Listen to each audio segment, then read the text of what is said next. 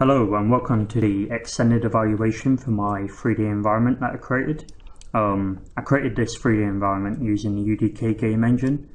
The UDK engine, it runs in real-time technology, so it renders the scene using the technology as it goes along, so artists can see the final preview that they are going to achieve without having to wait for traditional render periods that come with other 3D software. So to show an example of this, I'll just enable real-time here. You can see the skybox is moving, it's rotating in real time. I just set this up on a parameter to rotate to simulate natural clouds moving in the sky. Another example is this water over here. It's flowing naturally. As it hits the surface, it reacts and creates ripples. This is possible with real-time technology. If I just turn real-time off, you can just see that it's a static material, static texture that's not moving. Enable it again, you can see that it's flowing naturally. The same as dynamics, I set this up with dynamics so that texture is on a rotation loop that makes it seem as though it's a flame for fire. If I just turn that off, you can see that it's just a static texture, there's no movement until you enable real time. I'm just going to enable game mode right now. Right, game mode shows the final preview, which your final render will look like, and it also enables all the dynamics in the scene, such as wind, gravity, fire dynamics, water, collisions. So as you can see here, fog is being set up.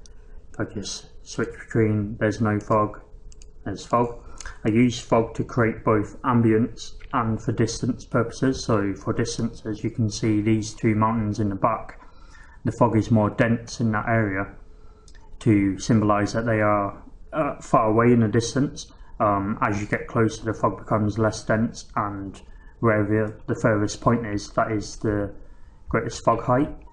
As you can see over there, there's fog too, but down around here where the camera perspective is, there's not that much to simulate natural fog. I've also got wind enabled. As you can see on this tree, the tree is naturally moving because it has dynamics enabled, and it's being affected by the dynamics set up in the scene, which are wind.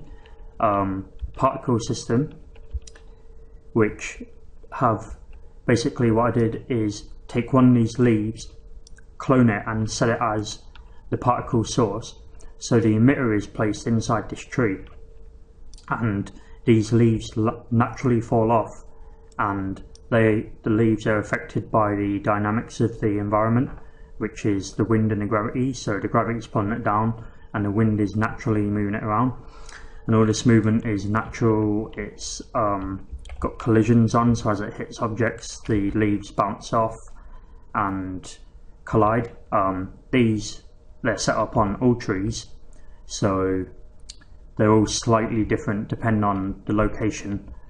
Like over here, there's a different type of natural fall, just slight parameters. If I just go inside this structure here, which I built, okay, so these dynamics for natural lighting. So if we just turn off this here, you can see the lighting is not natural if I turn it off, so there's no proper shadows, there's no light spill, it's just like a base texture. These S's here, which are the actors for the light, symbolize where the light is going to reflect onto and spill. So because it's set there, it will affect this pillar, the floor, the roof, the ceiling, the pillars around the surrounding environment. When I just enable this to show you, you can see that you get a natural glow coming off and affecting the surrounding environment, but not out here where it's not placed. So that's to symbolize realism and portray more immersion in this section of the environment, in this structure. The reason for creating multiple types of structures is to create a more realistic environment, more realistic landscape in general. So having structures that you can enter on different terrain type levels like hills, this inner area here just creates more immersion for the viewer. If I go up here, just show you, here's like a different level. It's up a hill created, go in here, and this shows like natural lighting in here as well, and if we turn around we got natural sunlight coming through the windows to create realistic shadows. Just go down here, I created another emitter which blasts off these little water splashes, and this is to symbolise the water coming down off the waterfall, bouncing off the rocks. As you can see, there's little ones, little splashes there bouncing off the rocks and hitting the water. If I just enable this, you can see where the emitters are. The emitters are these placed, and these have locations all over the rocks to create the collisions, to make it seem more natural.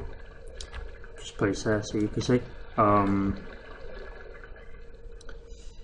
Yes, this is a external static mesh 3D model that I modelled in an external 3D program. The reason for modelling it was to portray the Spartan era, that I wanted to portray in this environment.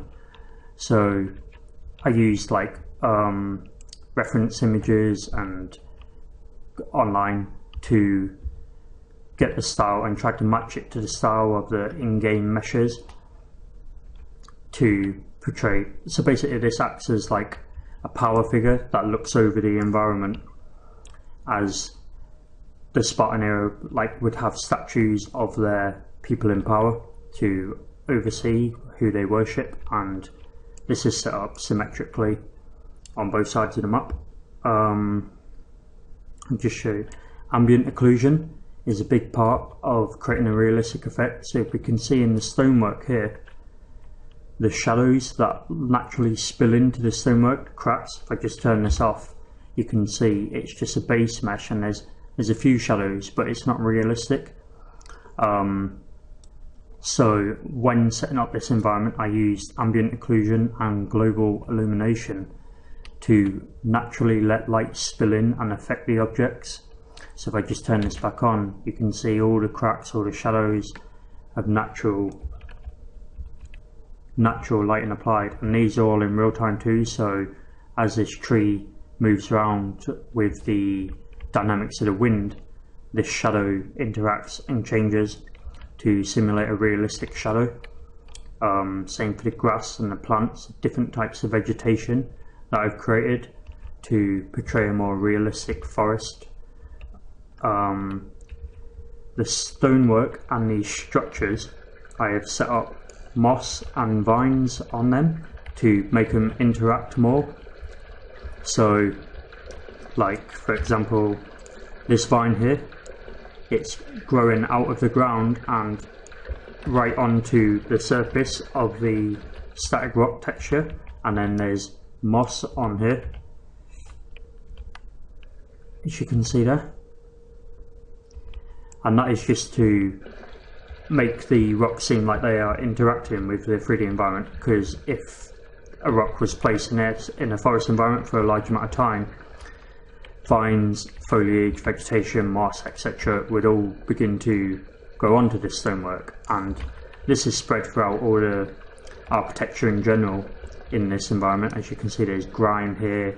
As you get around closer in, you can see grime, decay on the rocks to symbolise more natural feel. Just turn this back on. To create the camera fly through, when I was creating the camera fly through, I wanted to portray as much of the environment as I can from different perspectives. So I went in and out of structures, under buildings, through trees, through different plants and that.